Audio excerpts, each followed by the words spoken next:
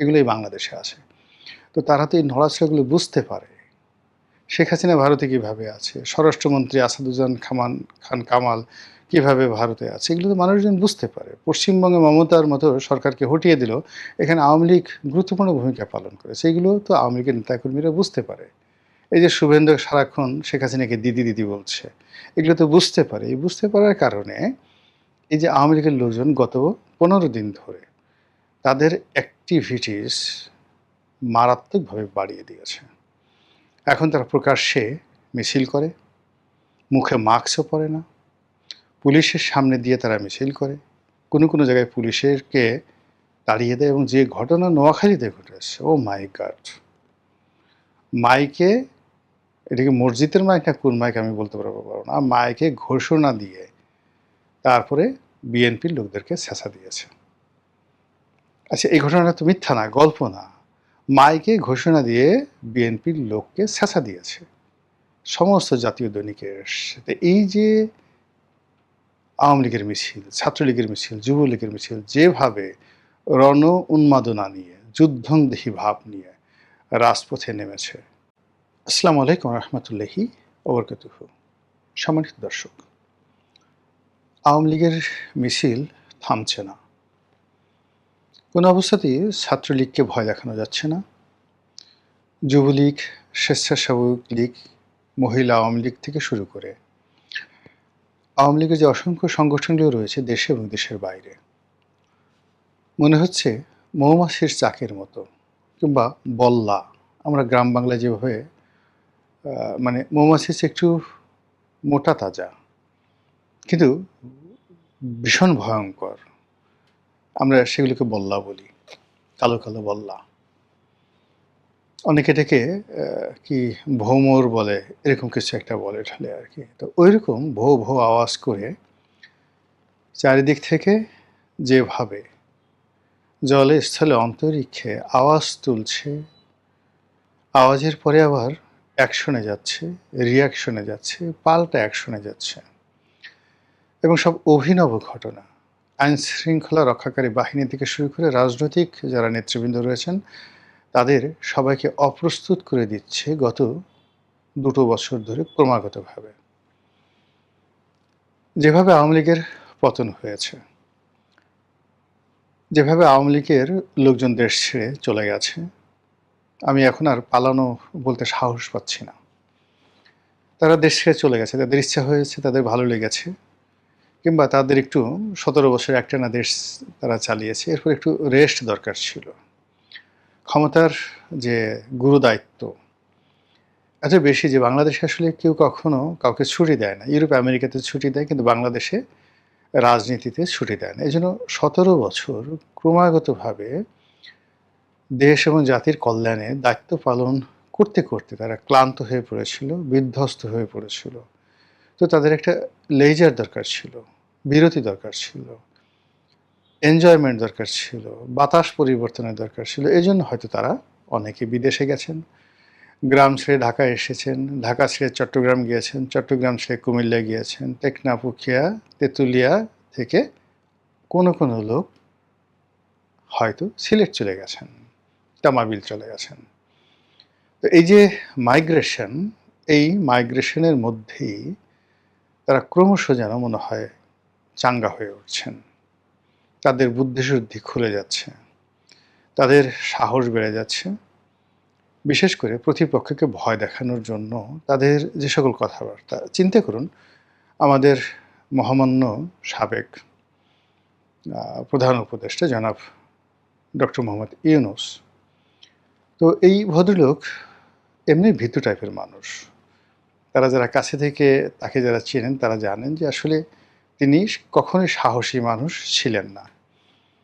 এমনি খুব সামাজিক, ওয়েল বিহেভড, মার্কেটিংয়ে চমৎকার, সুন্দর করে কথা বলেন, কিন্তু শক্তের ভক্ত, একেবারে নরমের জম।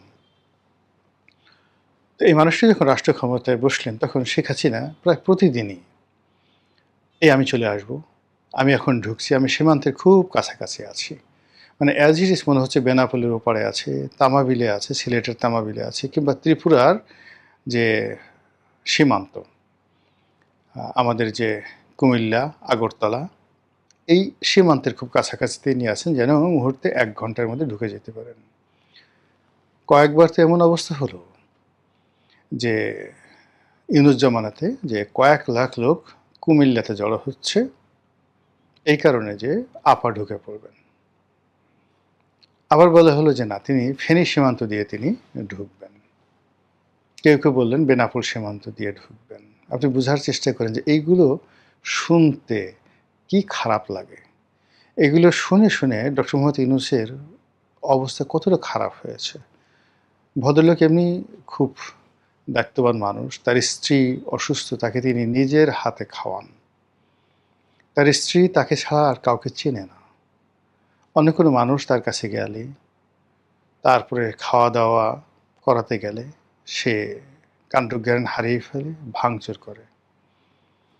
তো কাজেই যে কয়বারই তিনি শেখ হাসিনার যন্ত্রণায় দেশের বাইরে ছিলেন, হয়তো তিনি জনাব তারেক রহমান সাহেবের মতো স্কাইপেতে তিনি হাতের প্লেট নিয়ে তাকে বলেছেন, এই খাও। আর যেহেতু তিনি অটিস্টিক বা এই মুহূর্তে মানে তার স্ত্রী এতটা অসুস্থ, তিনি ওটাকে ডিফারেনশিয়েট করতে পারেননি। যে আর এখন তো অনেকগুলো টেলিভিশন আছে যেগুলোতে 3D মোশনে মানে চলচ্চিত্র বা চিত্র দেখা যায়। কাজেই ডক্টর মোহাম্মদ ইউনূস লন্ডনে বসে তিনি হয়তো সেই খাবার একটা প্লেট নিয়ে খাও বলে হাত বাড়িয়েছেন, আর ওটা 3D অ্যানিমেশনে মনে হয় যেন হাত মুখের কাছে চলে এসছে। আর যদি চোখে কোনো চশমা পরিয়ে দেওয়া হয় তাহলে তো একেবারে লাইভ। তো সেক্ষেত্রে দেখা গেল যে ডক্টর মোহাম্মদ ইউনূস তাকে হাত বাড়িয়ে দিয়েছেন খাও, আর উনি তিনি হা করেছেন, আর ওই ফাঁকে পেছন থেকে কেউ হয়তো খাইয়ে দিয়েছে। এই কথাটা আমি খুব বললাম এই কারণে, খুব সিরিয়াসলি বললাম যে অনেকে ঠাট্টা করেন যে এখন তিনি তো প্যারিসে আছেন, এখন তিনি জাপানে চলে গেছেন, তার স্ত্রীর অবস্থা কী, বা তিনি যখন দায়িত্ব পালন করেছিলেন বা তখন তো প্রচুর ১৬-১৭ বার বিদেশে গেছেন, তখন তার স্ত্রীকে কে খাইয়ে দিয়েছে। আমাদের বেশিরভাগ মানুষ টেকনোলজি বুঝেন না। ডক্টর মোহাম্মদ ইউনূস একজন টেকনোলজির মানুষ। তিনি প্রথম গ্রামীণ ফোন বাংলাদেশে এনেছেন। কাজেই টেকনোলজি তিনি বুঝেন। কাজেই তার স্ত্রীকে এই অবস্থায় সেবা দেওয়ার জন্য যত টেকনোলজি প্রয়োজন তিনি সেটা প্রয়োগ করবেন। এমনকি তিনি যদি একেবারে তার মতো একটা রোবট তৈরি করে ফেলেন, as it is doctor Mohammad ইউনূসের মতো একটা রোবট তৈরি করে ফেলেন, এবং সেই রোবট তার মতো কথা বলছে, তার স্ত্রীর সামনে যাচ্ছে, ওই রোবোকপের মতো। তো এটা হতে পারে। এনিওয়ে, তো যখনই আমি চিন্তা করি যে এই যে শেখ হাসিনা আমি আসছি, আমি ঢুকে পড়ছি, এই ধরনের আওয়াজ বের হতো, তখন ডক্টর মোহাম্মদ ইউনূসের হাতে যদি তার স্ত্রীর জন্য খাবারের প্লেট থাকতো, কিংবা তার হাতে যদি খাবারের গ্লাস থাকতো, তাহলে সেগুলোর অবস্থা কী হতো? তো বোঝার চেষ্টা করেন শেখ হাসিনা এতটা অমানবিক। একজন ৮৮ বছর বয়স্ক বৃদ্ধ মানুষ, তাকে ভয় দেখাতে তিনি কোনো রকম কার্পণ্য করেন না, কোনো রকম মানবিকতা দেখান না।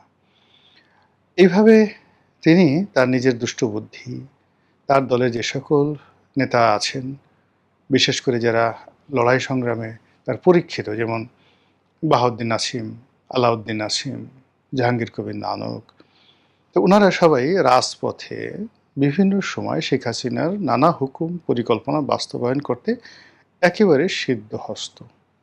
কোথায় বাসে আগুন দিতে হবে, কোথায় টায়ারে আগুন দিতে হবে, কোথায় বাসের চাকা পাংচার করে দিতে হবে, কোথায় রিকশার চাকা পাংচার করে দিতে হবে, কোথায় দুটা পটকা ফুটাতে হবে, এগুলো তাদের সব মুখস্থ। এবং সেই কাজগুলো তো তারা অতীতের মতো করে যাচ্ছে, ক্রমাগত করে যাচ্ছে।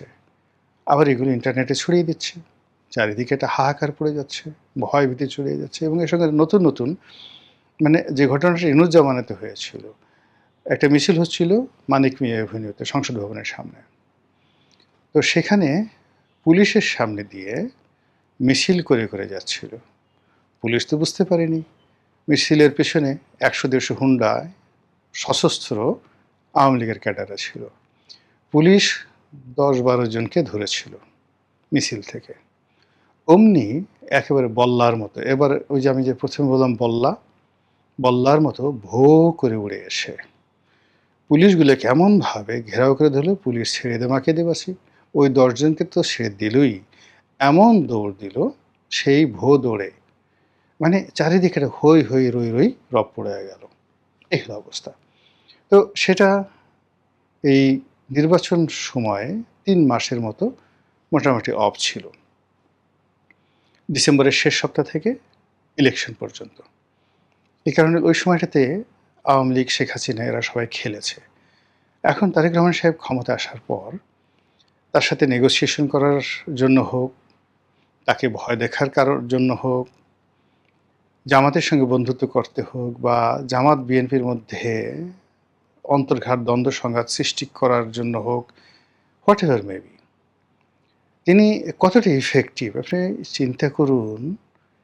এত কিছুর মধ্যে বাংলাদেশের চাপে, আমেরিকার চাপে, যেখানে আমেরিকা বাংলাদেশে তার ডিপ স্টেট থিওরি বাস্তবায়ন করেছে, যেখানে সাইমা ওয়াজিদ পুতুলের চাকরি যেন না থাকে সর্বোচ্চ চেষ্টা করেছে আমেরিকা, ডোনাল্ড ট্রাম্প এবং ডক্টর মোহাম্মদ ইউনূস। এবং তার প্রেক্ষিতে WHO, ওয়ার্ল্ড হেলথ অর্গানাইজেশনের রিজিওনাল ডিরেক্টর হিসেবে সাইমা ওয়াজিদ পুতুল যে দায়িত্ব পালন করছিলেন, সেখানে তাকে কিছুদিনের জন্য ছুটিতে পাঠানো হয়। সেটাও তিনি আবার ফেরত পেয়েছেন। সবাই মনে করেছিল শেখ হাসিনার ক্ষমতা যাওয়ার সঙ্গে সঙ্গে সজীব ওয়াজেদ জয়ের একদম হলকম টিপে ধরবে আমেরিকা। হলকম তো দূরের কথা, হলকমের নিচে নাভির নিচে কিছু, একেবারে যদি বলা হয় একটা পশম ধরে আমেরিকা এখন পর্যন্ত টান মারেনি। সে দিব্যি আরামে সেখানে ঘুরে বেড়াচ্ছে। আওয়ামী লীগের লোকজন সেখানে আরও শক্তি সঞ্চয় করছে। এবং যে সকল বাঙালি প্রবণ এলাকা রয়েছে ফ্লোরিডিয়াতে, যে সকল এলাকা রয়েছে মিশিগানে, নিউ ইয়র্কে, এলেতে, সব জায়গাতে এখন গিয়ে দেখেন আওয়ামী লীগের জয় জয়কার। ওখানে নো জামাত, নো বিএনপি। আপনারা যারা বাইরে আছেন তারা দেখতে পাবেন যে সেখানে দ্বিধা আসছে। ইভেন দুবাইয়ের মতো জায়গাতে, যেখানে মনে করা হতো সৌদি আরব, দুবাই, এই সমস্ত জায়গাতে জামাতের প্রাধান্য বেশি, বিএনপির প্রাধান্য বেশি, সেই সমস্ত জায়গাতে স্বামী ওসমানরা দ্বিধা আসছে, দাপুটে ঘুরে বেড়াচ্ছে, জাস্ট লাইক সৌদি বাদশার মতো, দুবাইয়ের শেখের মতো, ভাবসাবই আলাদা। তো এর কারণে কি হলো, এই যে তাদের যে লক্ষ লক্ষ নেতাকর্মী আছে, তারা তো এমনি, এদের মধ্যে অনেক লোক আছে আপনাকে আমাকে এই 17 বছর দৌড়ের উপর রেখেছে। এদের মধ্যে অনেক লোক আছে এই অপকর্ম করে করে তাদের দাড়ি চুল পাকিয়ে ফেলেছে। অনেকের নাকের পশম, অন্য গুপ্ত অঙ্গের পশমও পেকে গেছে। এগুলোই বাংলাদেশে আছে। তো তারা তো এই নড়াচড়াগুলো বুঝতে পারে। শেখ হাসিনা ভারতে কীভাবে আছে, স্বরাষ্ট্রমন্ত্রী আসাদুজ্জামান খান কামাল কীভাবে ভারতে আছে, এগুলো তো মানুষজন বুঝতে পারে। পশ্চিমবঙ্গে মমতার মতো সরকারকে হটিয়ে দিল, এখানে আওয়ামী লীগ গুরুত্বপূর্ণ ভূমিকা পালন করেছে, এগুলো তো আওয়ামী লীগের নেতাকর্মীরা বুঝতে পারে। এই যে শুভেন্দু সারাক্ষণ শেখ হাসিনাকে দিদি দিদি বলছে, এগুলো তো বুঝতে পারে। এই বুঝতে পারার কারণে এই যে আওয়ামী লীগের লোকজন গত 15 দিন ধরে তাদের অ্যাক্টিভিটিস মারাত্মকভাবে বাড়িয়ে দিয়েছে। এখন তারা প্রকাশ্যে মিছিল করে, মুখে মাস্কও পরে না, পুলিশের সামনে দিয়ে তারা মিছিল করে, কোনো কোনো জায়গায় পুলিশকে তাড়িয়ে দেয়। এবং যে ঘটনা নোয়াখালীতে ঘটেছে, ও মাই গড, মাইকে, এটাকে মসজিদের মাইক না কোন মাইক আমি বলতে পারবো না, মাইকে ঘোষণা দিয়ে তারপরে বিএনপির লোকদেরকে ছেঁচা দিয়েছে। আচ্ছা, এই ঘটনাটা তো মিথ্যা না, গল্প না, মাইকে ঘোষণা দিয়ে বিএনপির লোককে ছেঁচা দিয়েছে সমস্ত জাতীয় দৈনিকের সাথে। এই যে আওয়ামী লীগের মিছিল, ছাত্রলীগের মিছিল, যুবলীগের মিছিল যেভাবে রণ উন্মাদনা নিয়ে, যুদ্ধংদেহী ভাব নিয়ে রাজপথে নেমেছে, এখন এনসিপি, জামাত, এবি পার্টি, এ যারা জুলাই আগস্ট বিপ্লবের মাস্টার মাইন্ড, তার সঙ্গে সঙ্গে বিএনপি যেহেতু এখন ক্ষমতায় আসছে, তাদেরকে তো এই জিনিসগুলো মোকাবেলা করতে হবে। তারা যত তাড়াতাড়ি সম্ভব একটা জাতীয় গোলটেবিল বৈঠক বসবে এবং সেখানে জামাতের আমির এবং তারেক রহমান সাহেব তারা কোলাকুলি করবে, তারা ঐক্যবদ্ধভাবে আওয়ামী লীগের মোকাবেলার মহাপরিকল্পনা নেবে। আদারওয়াইজ কি যে হয় একমাত্র আল্লাহ ছাড়া কেউ বলতে পারবেন না। আসসালামু আলাইকুম রহমতুল্লাহি ওয়া বারাকাতুহু।